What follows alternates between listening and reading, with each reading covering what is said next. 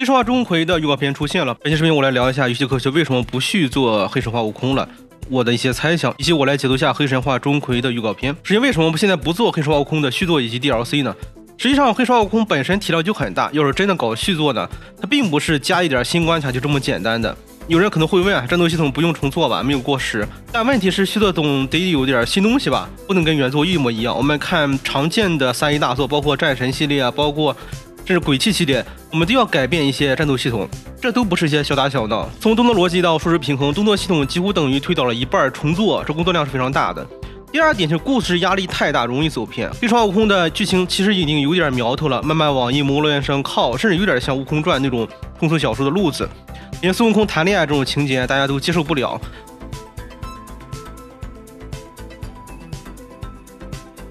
再往下写呢，很容易又跟《悟空传》撞车，亦或者是越写越飘，丢了原作的味儿，这个风险太大了。开发组肯定得掂量掂量。第三个点，其实黑神话悟空是有点离地的，缺少点人间气。别看黑神话悟空成绩好，其实它有一个小问题，剧情里面其实基本没有人类，没有平民，全是妖怪神仙。整个故事像飘在天上，少了跟普通人的连接。另外一点是，游戏科学除了杨奇跟冯骥以外，他们可能没有飘起来，但不妨碍制作组的同学都已经飘起来了。那么开始做黑神话钟馗，就是让大家开始再接地气，再重新打磨一部作品，这样你在继续开发黑神话悟空续作的时候，不会躺在功劳簿上吃老本，才能斩钉截铁的开发出黑神话悟空的续作。可能这个续作并不比原作差太多。那么选钟馗当新题材到底哪里好呢？临时放弃悟空，选择钟馗的主题，并不是瞎选，反而挺聪明的，理由非常实在。钟馗他是有名，但是作品是不扎堆的，发挥空间反而更大。大家都知道钟馗捉鬼，但真说他具体有什么事迹，几乎没有人能够说全。不像《西游记》孙悟空的故事框得太死，改多了挨骂，改少了没新意。钟馗不一样，他的故事没有那么多标准答案，制作组想加新东西改剧情，也没有人会说不对。这不就等于有张白纸吗？想怎么画就怎么画。第二点是能搞新的战斗系统，不用被悟空绑死。钟馗跟孙悟空的定位完全不一样，孙悟空是神佛级别的战力，能扛能打；钟馗是冥界打工人，主打一个捉鬼查案。战斗系统肯定是不一样的，不用再纠结怎么让金箍棒耍出花样，反而能试试新的玩法，比如后面可能聊到的什么坐骑辅助啊、探案元素啊，这都新鲜的。第三点是钟馗的故事接地气，能拉回人间气。刚才说的悟空飘，钟馗正好反过来，他的故事全跟人跟鬼挂钩。鬼是从哪来的？很多都是人的执念变的。钟馗捉鬼是为了什么呢？就是为了保护普通人，而且呢，钟馗还要跟地府打交道，跟阎王复命走流程，这些内容都特别落地，能够写出玩家能共情的剧情。比如普通人被鬼怪缠上的无奈，钟馗救场的爽感，代入感也是挺强的。黑神话钟馗的新的系统会怎么设计呢？以下纯属猜测，因为已知信息非常少啊，游戏说不定不会这么做。但视频预告片里我们看到了钟馗骑了一只老虎，据说那是根据杨奇做梦得来的。那我觉得游戏可能改编成那是白泽的普通形态，白泽呢是钟馗的专属坐骑。白泽是中国神话里的瑞兽，能说话，懂万物感情，还能看透鬼神的底细，就是一个辟邪的专业户。按常理来讲呢，我觉得白虎是能变身的，就能变成白泽。平常是老虎，打起来就变成神兽形态。白泽的形象是一个老虎头、红头发、龙身体的一个形象。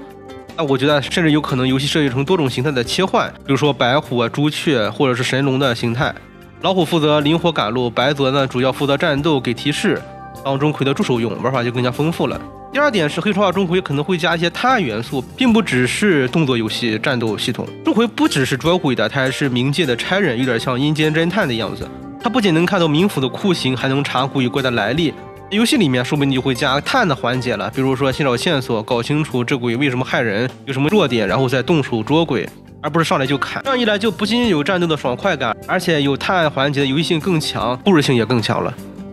接下来是正片，首先我来解读一下黑神话的海报。黑神话的官方发布了一部海报啊，其实这幅图有一个巨大的违和内容，中间黑掉了一块是什么呢？带着疑问我们先看左边。左边几乎都是钟馗故事里的老熟人，都是钟馗捉过的几个妖怪，我们一个一个来对。首先是老鼠形态的妖怪，它原本是一个鼹鼠精，当初在王死城奈何桥的时候呢，为难钟馗，被他捉了之后呢，他变做了蝙蝠精，后续呢为钟馗引路。接下来是雷击雉精，这个巨大的鸡头啊，它是神上岭变换美女的雉精，他在钟馗的故事中把商人张一本迷疯了，最后被钟馗用笔剑斩杀，引雷劈死了。画面正下方呢，并不是乌龟，而是一只鳖。这只鳖精在长宫书院作乱，书生余华烈被鳖精所化的妓女迷倒，也被钟馗收拾了，之后书生痊愈。画面最上方的小鬼啊，我觉得就是虚号，当年在皇宫里面偷唐玄宗的玉笛和香囊，结果在梦里被钟馗吃掉了。唐玄宗醒来之后才封钟馗为神，这也是钟馗官方认证的由来。接下来我们看一下画作中间的部分，其实是非常奇怪的。从笔触来看，我个人觉得两处的白色烟状物体应该是连接起来的，也就是说右边的应该是倒过来的。那么是被谁连接起来的？它应该就是中间画面的那个神仙，头顶神灵，还有3个方向的提示。但能力或者作用是什么呢？我们从右边的画作先开始看。在上面扭曲的人形呢，第一眼我以为是山魈，他在钟馗的故事中是一个迷惑樵夫的鬼，但细看我觉得更像是《西游记》里的名场面，孙悟空背着银角大王行走，银角大王变成了大山，压得孙悟空喘不过气来。只不过我觉得在黑神话钟馗的故事里面呢，可能会换个说法。接下来的图是一个昆虫爬在一个人的身上，我觉得大概率是《聊斋志异》中画皮的改编版。原作是妖怪化作美女皮，这就可能改成了虫子变人形的内容，这里就显得更诡异点，符合恐怖的氛围。在右下角呢是一个老虎坐在坛子上，我觉得应该是虎妖而不是普通老虎，因为老虎跟坛子的接触点有点怪，像是嵌在里面一样，有点像妖怪。如果是真的老虎，可能把坛子给做塌了。所以我猜测这可能是来自于《警世通言》出轨赖道人除怪的情节。那么也就是说，画面左边是正常钟馗故事中的妖怪，右边是来自其他作品中的妖怪，分别来自《西游记》《聊斋志异》和《警世通言》。那么中间神仙的能力就是把其他世界的妖怪加入到钟馗世界中了。那么他很像是在黑神话故事中拥有控制画作能力的人。而在画作中最左边的人形生物到底是什么妖怪，实在看不清楚啊，可能是一个蛇怪吧，这就没法做猜想了。所以本作黑神话钟馗说不定跟黑神话悟空是有联动的。海报正上方被涂鸦的黑字，我觉得是一个巨大的伏笔，上面写了句一世本为人间常，神什么原在衣冠相，中间那个字被涂黑了，有可能是鬼，有可能是魔，也有可能是人，为什么涂黑呢？我觉得它应该跟黑神话钟馗的剧情核心有关联。接下来我做一个更加阴谋论的推论，钟馗的背景是什么呢？传说他本来是唐朝的状元，因为长得丑没被封官，气得当众撞柱子死了。这其实是唐朝的公关操作。科举呢对外宣称是选贤任能，唯才是举，因为钟馗貌丑就不录取他，老百姓肯定有意见，干脆追封他为捉鬼神，既平息了议论，又造了个民间守护神，何乐而不为呢？这个点我觉得可能会变成黑神话钟馗中的阴谋线，比如说黑神话的钟馗根本不是天生的，是人造的。整个黑神话钟馗的视频预告片呢非常短暂，就是钟馗露个脸，两个人拿了宝瓶撒晃，还口口声说做了大事逃了出来。在钟馗的故事里面有五鬼偷宝的情节，这两个小鬼啊说不定就是五鬼的手下，偷到宝瓶啊大概率就是钟馗的法宝，毕竟钟馗的法宝可不少，被小鬼偷了之后正好引出他追宝捉鬼的主线，逻辑比较顺。另外有人解读说呢，两个人是杨琦跟冯骥，解读是非常有意思的。两个小鬼的对话就像开发组的自嘲，做了坏事呢让玩家等了太久，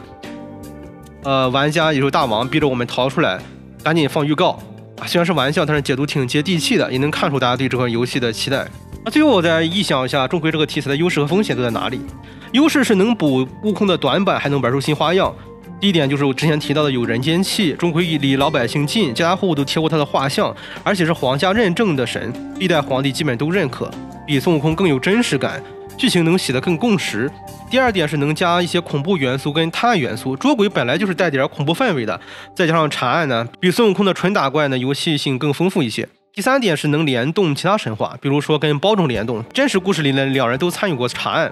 跟聊斋的妖怪联动，甚至能跟悟空的故事做浅联动。比如说在钟馗的故事中有一个悟空庵的情节，钟馗在悟空庵中杀了所有的和尚，还有在钟馗的故事中有人假扮过弥勒佛。所以只要不强行搞王不见王的场面，比如说这个悟空比钟馗高好几个档次，从框上出来之后钟馗就非常低了，那我觉得就没太多问题。第二点说一下黑神话钟馗可能出现的一些风险。第一点就是故事容易套路化，钟馗的故事本来就有点单调，无非就是鬼怪作恶，钟馗捉鬼，教阎王复命啊，而且鬼怪的名字都像一个人起的，什么捣蛋鬼啊，什么讨吃鬼啊，龌龊鬼啊，什么好色鬼什么这些名字，故事呢流程容易写的千篇一律，得靠改编来拯救。第二点是呢，冥府酷刑是很难处理的，我刀山火海、寒冰、割食这些酷刑呢，想做出来呢，又可能不容易过审，所以得下点功夫。当然，你要只上 Steam 呢没有问题啊，但是黑神话系列可能也是受到国内的重视的。总结一下，黑神话悟空不做续作的原因是怕踩坑，开发难、剧情偏不落地的坑。